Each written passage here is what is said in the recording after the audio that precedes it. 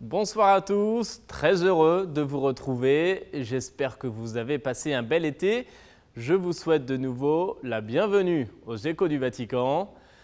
On ouvre cette nouvelle saison avec le voyage du pape en Sicile. C'était ce samedi à Palerme. Le Saint-Père a voulu rendre hommage à un prêtre assassiné par la mafia sicilienne il y a tout juste 25 ans. Le prêtre a depuis été béatifié. Il s'agit du bienheureux Pino Puglisi, martyr de la mafia, exécuté pour avoir voulu tirer de leurs tentacules des jeunes d'un quartier défavorisé.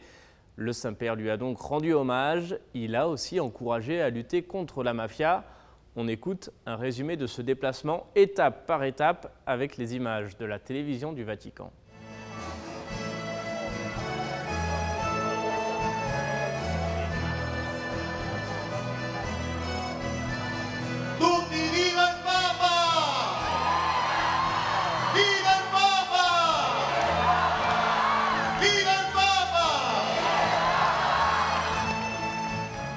Pour la première étape de son déplacement en Sicile, samedi matin, le pape s'est d'abord arrêté à Piazza Armerina, une petite ville de 20 000 habitants située dans le centre de l'île. Sous un grand soleil et dans une ambiance chaleureuse, le Saint-Père a évoqué les plaies qui affligent ce territoire. Le sous-développement social et culturel, l'exploitation des travailleurs et le manque de travail pour les jeunes, la migration des familles, l'usure, l'alcoolisme et les autres dépendances, les jeux de hasard, le délitement des liens familiaux. Mais le Saint-Père a aussi expliqué que prendre en considération les plaies de la société et de l'Église n'est pas une action pessimiste ou de dénigrement, et il a exhorté les fidèles à s'engager pour la nouvelle évangélisation de ce territoire à partir justement de ses croix et de ses souffrances. Le pape a ainsi appelé à une Église missionnaire et miséricordieuse, invitant les prêtres et les évêques à ne pas trop se préoccuper des chiffres, du nombre de fidèles dans les églises, mais à surtout chercher la cohérence évangélique. Une Église miséricordieuse, a-t-il lancé, est toujours plus fidèle à l'Évangile et ouverte à l'accueil de ceux qui se sentent défaits dans leur corps et dans leur esprit. En conclusion de cette première étape, le pape a rendu hommage au prêtre martyr Pino Puglisi.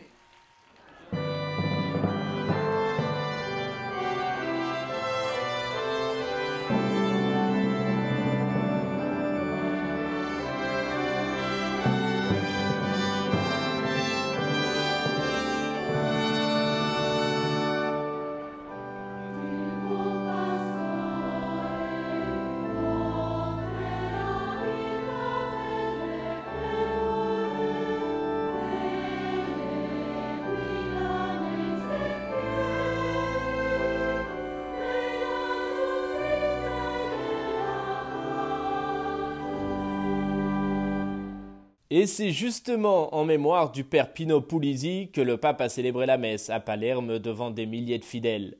Pour l'occasion, François portait une chasuble rouge pour rappeler le martyre de ce prêtre assassiné il y a 25 ans par la mafia. Dans son homélie, le pape a donc lancé un appel à la conversion des mafieux, invitant notamment à choisir la voie de l'amour et du service plutôt que celle de l'argent et du pouvoir. Il y a un choix à faire, l'amour ou l'égoïsme, a expliqué le Saint-Père. L'égoïste se soucie de sa propre vie et est attaché aux choses, à l'argent, au pouvoir, au plaisir. Le diable trouve en lui des portes ouvertes, car le diable entre par les poches, par le portefeuille, a insisté François. Au contraire, le pouvoir, selon Dieu, c'est le service. Et la voix la plus forte n'est pas celle qui crie le plus, mais la prière. Et le plus grand succès n'est pas sa propre renommée, mais son propre témoignage.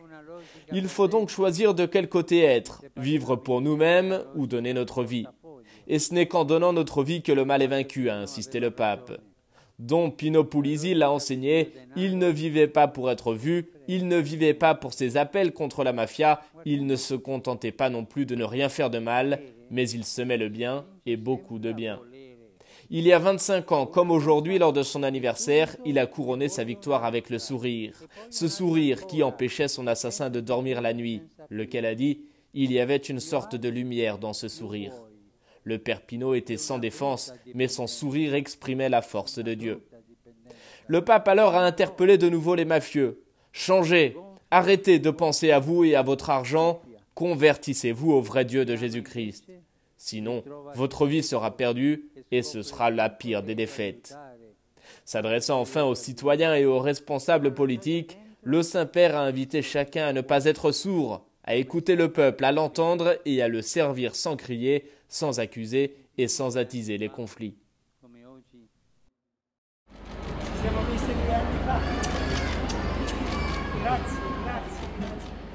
C'était une étape émouvante.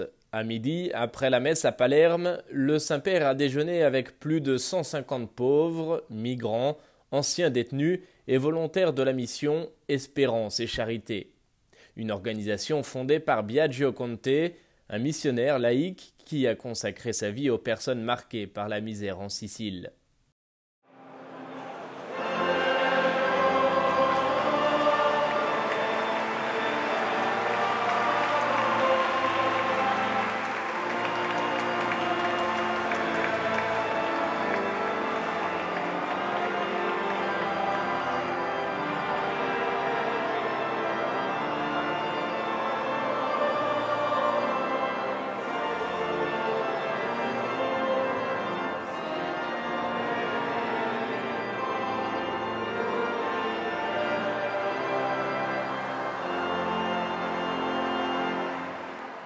Nouvelle étape de son voyage à la cathédrale de Palerme. Le Saint-Père y a rencontré les prêtres religieux et consacrés des diocèses de Sicile. Le pape leur a livré un discours articulé autour de 3 verbes, célébrer, accompagner, témoigner. Célébrer d'abord est au centre de la vie des prêtres et des communautés religieuses. Cependant, la liturgie ne doit pas rester seulement un rite, mais s'incarner dans la vie. L'Eucharistie doit être vécue dans le concret, en se demandant chaque soir « Est-ce qu'aujourd'hui j'ai donné la vie par amour du Seigneur ? Est-ce que je me suis laissé manger par les frères ?» Le père Pino Puglisi a vécu comme ça, et l'épilogue de sa vie a été la conséquence logique de la messe qu'il célébrait chaque jour, a expliqué François. Le prêtre doit aussi être l'homme du pardon, à travers le sacrement de la réconciliation. Il doit être porteur de la paix de Jésus, apporter la concorde là où il y a la division, l'harmonie là où il y a le conflit, la sérénité là où il y a de l'animosité. Il faut avoir le courage de prier pour celui qui nous fait du mal et surmonter ainsi les rancœurs, en accordant toujours le pardon aux frères qui s'approchent avec des larmes et des regrets pour reconnaître sa faute. Autre verbe sur lequel le pape a insisté, accompagner. François a encore évoqué la figure du père Pino Puglisi, qui ne se contentait pas de parler des jeunes, mais qui parlait avec les jeunes. Il faut donc s'inspirer de son attitude et oser se salir les mains avec les problèmes des gens, et ainsi refuser toute spiritualité désincarnée. Enfin, dernier verbe essentiel, témoigner. La vie religieuse doit être témoignage et prophétie du Seigneur dans le monde. Le père Pino Puglisi vivait dans un appartement tout simple, signe éloquent d'une vie consacrée au Seigneur. Quand il cherche un prêtre, les gens n'ont pas besoin de rencontrer un fonctionnaire, mais un pasteur. L'Église n'est pas au-dessus du monde, mais elle est dans le monde. François a donc invité à lutter contre la perversion du cléricalisme. Pour être des témoins crédibles, il faut nous rappeler qu'avant d'être prêtres, nous sommes toujours des diacres et qu'avant d'être des ministres sacrés, nous sommes les frères de tous. Le témoin, a conclu le pape, est celui qui, sans trop parler, mais avec le sourire et avec confiance, sait réconforter et consoler parce qu'il révèle naturellement la présence de Jésus vivant et ressuscité. Papa Francesco!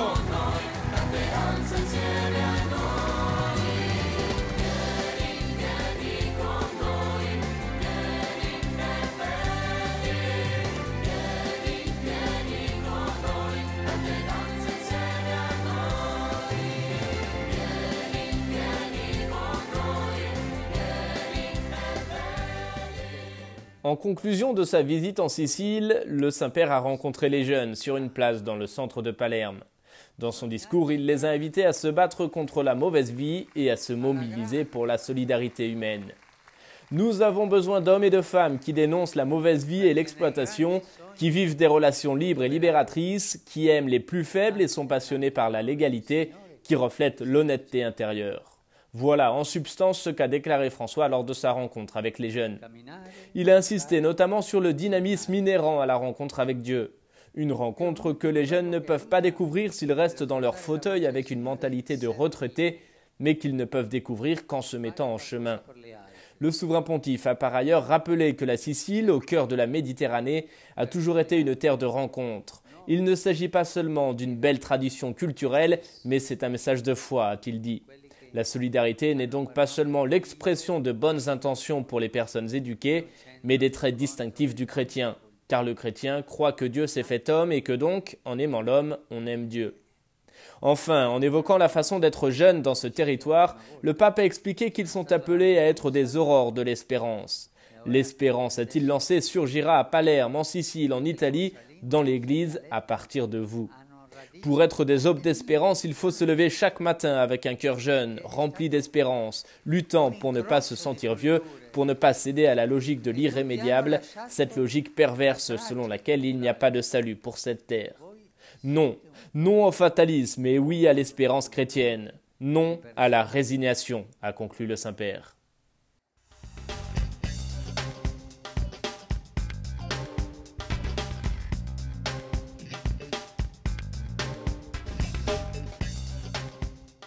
Dans la souffrance que nous procurent les plaies ecclésiales, rapprochons-nous de la croix du Christ, car le mal peut être contrasté par l'amour.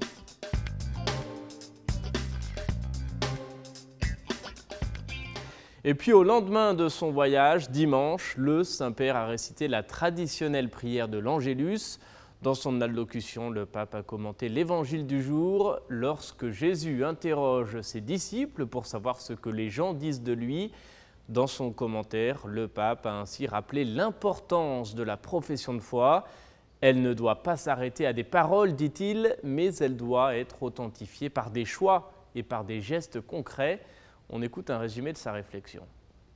Cari fratelli e sorelle, buongiorno.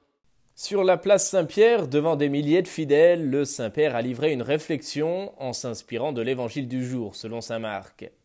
Jésus interroge ses disciples. « Au dire des gens, qui suis-je » demande-t-il. Il en résulte qu'il est considéré comme un grand prophète. Mais en réalité, Jésus ne s'intéresse pas au sondage ou au bavardage des gens. Il n'accepte pas que ses disciples lui répondent avec des formules toutes faites, parce qu'une foi qui se réduit aux formules est une foi myope, avertit le pape. Jésus veut que ses disciples d'hier et d'aujourd'hui instaurent avec lui une relation personnelle et l'accueillent au centre de leur vie. Il veut en quelque sorte les pousser à affronter la vérité et leur demande donc « Mais vous, que dites-vous ? Pour vous, qui suis-je » Et cette question, il nous la pose aujourd'hui. Qui suis-je pour toi ? Chacun est appelé à y répondre dans son propre cœur. Il peut arriver qu'à l'instar de l'apôtre Pierre, nous répondions avec enthousiasme « Tu es le Christ ».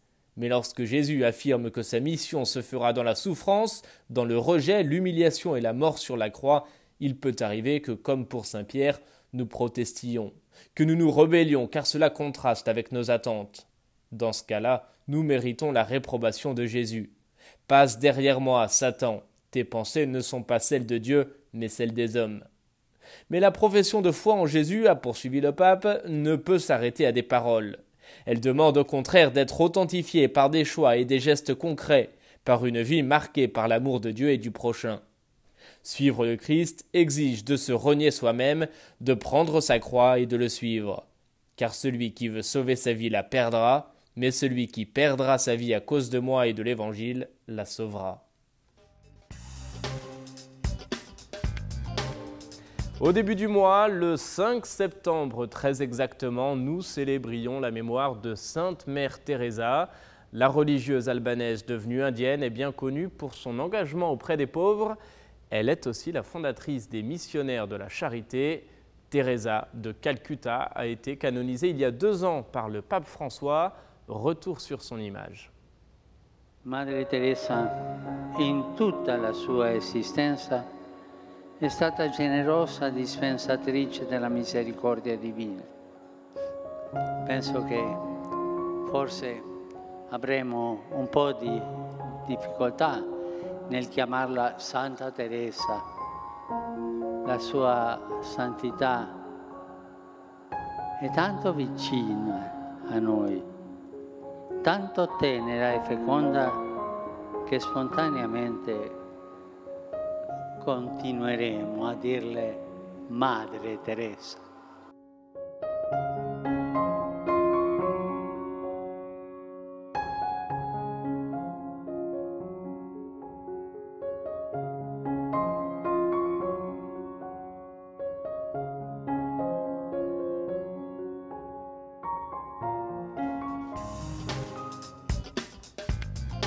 L'audience générale à présent, comme chaque semaine, le Saint-Père a proposé une réflexion. Il a poursuivi son cycle de catéchèse sur le décalogue et il s'est arrêté cette fois-ci sur le 3e commandement, celui qui porte sur le repos. L'occasion pour le pape de revenir sur le sens de la liberté humaine. On écoute un résumé de sa catéchèse.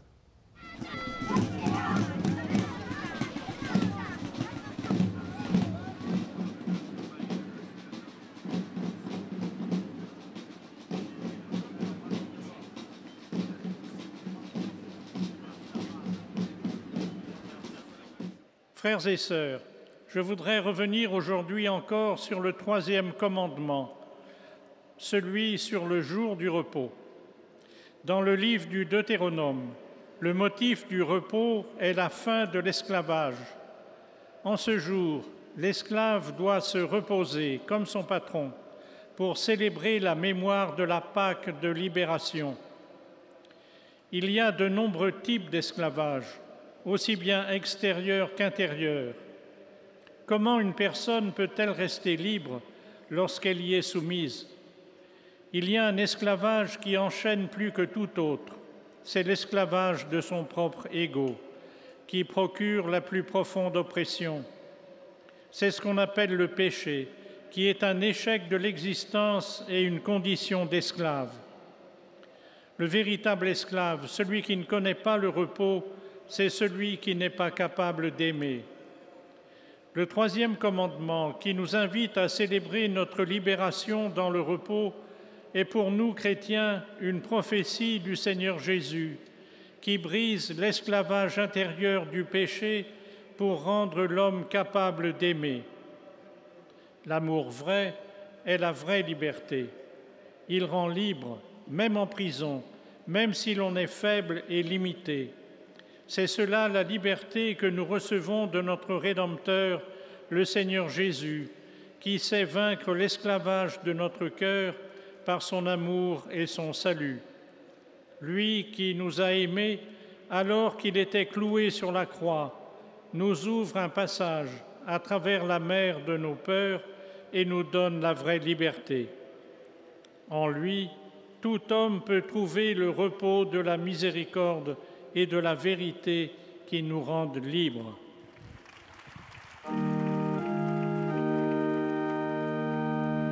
Pater noster, qui es in celis, sanctificetur nomen tuum, adveniat regnum tuum, fiat voluntas tua, sicut in cielo et in terra. Panem nostrum quotidianum da nobis hodie, et dimitte nobis debita nostra, sicut et nos dimittimus debitoribus nostris, et ne nos inducas in tentationem, sed libera nos a malo. Et enfin, comme chaque mois, le pape nous confie ses intentions de prière pour ce mois de septembre. Le Saint-Père nous invite à prier pour les jeunes Africains pour qu'ils aient dans leur pays un accès à l'éducation et au travail. África es un continente rico, pero la riqueza más grande, más valiosa de África son los jóvenes. Ellos deben poder elegir entre dejarse vencer por la dificultad o transformar la dificultad en una oportunidad. El camino más eficaz para ayudarlos en esta elección es invertir en su educación. Si un joven no tiene posibilidades de educación, ¿qué podrá hacer en el futuro?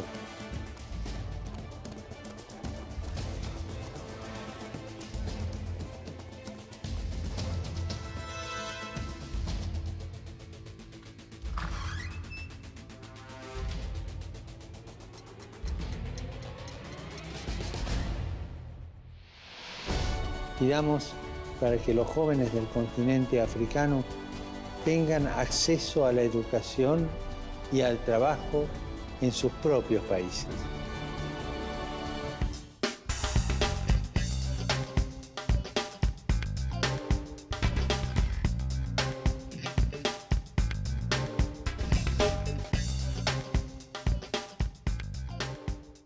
C'est seulement en donnant la vie que l'on défait le mal.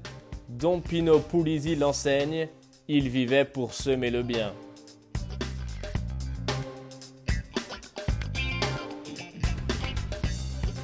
C'est la fin de cette émission. Merci de nous avoir suivis. Merci de votre fidélité. Je vous souhaite une belle soirée et je vous retrouve la semaine prochaine, même heure, même endroit, pour de nouveaux échos du Vatican.